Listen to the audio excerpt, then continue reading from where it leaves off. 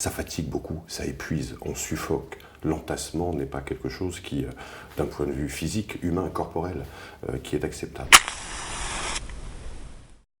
Alors qu'est-ce qu'une métropole barbare? C'est une ville qui n'a cessé de croître, grandir, grossir et s'étendre sur les 30 ou 40 dernières années, à une vitesse quand même qu'on n'a jamais connue à l'échelle de l'histoire des villes, et qui a des conséquences, ce grossissement et cette grandeur, qui ont des conséquences tout à fait importantes sur la manière dont on vit aujourd'hui, on habite, les cadres urbains, les usages que l'on y a, les comportements qu'on y adopte, etc. Alors du coup, métropole barbare, parce qu'effectivement c'est un peu négatif, un peu délétère.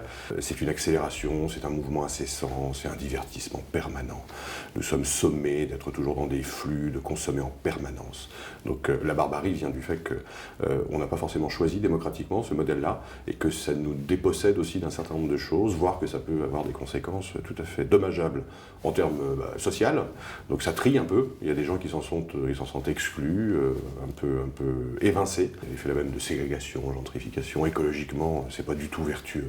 Voilà, parce que c'est aujourd'hui 55% de la population mondiale qui serait dans les villes, mais c'est de 60 à 90% des émissions à gaz à effet de serre, des consommations énergétiques, des polluants atmosphériques, etc.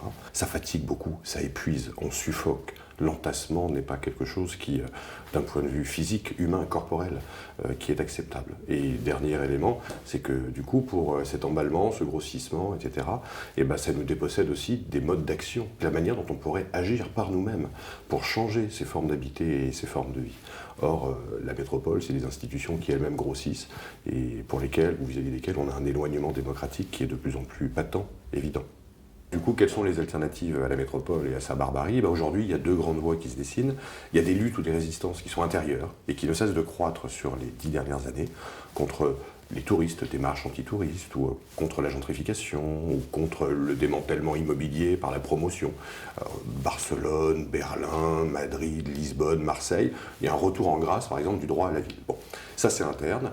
On trouve aussi en interne toutes les actions un peu récentes de désobéissance, voilà, de mouvements écologistes assez récents ou jeunes, mais qui recommencent à poser la question des modes de vie et des modèles et des formes métropolitaines par l'accès à la consommation et par ses impacts écologiques. Moi, j'insiste particulièrement quand même dans l'ouvrage sur une deuxième voie, en fait, qui est celle de ceux qui ont décidé de sortir du système, de rompre avec cette hubris consumériste, voilà, cette démesure généralisée de comportements qu'on n'a pas forcément choisis et desquels on s'interroge. Et du coup, en dehors des cadres métropolitains, il y a de plus en plus d'initiatives, ça peuple et ça maille tout le territoire, de 5 personnes à une cinquantaine, voire un peu plus, qui décident par l'écologie d'habiter un peu différemment les lieux, voilà, en le ménageant, en le respectant, en prenant soin, qui cherchent à coopérer différemment à partir des savoir-faire, de la construction, de la production alimentaire, et qui cherchent à gérer un peu différemment, auto-gérer de manière plus horizontale, et donc on a derrière des formes politiques de vie, voilà, démocratiques, mais dans le respect de la notion ou du concept, plus que ce que les métropoles nous ont retiré comme puissance d'agir.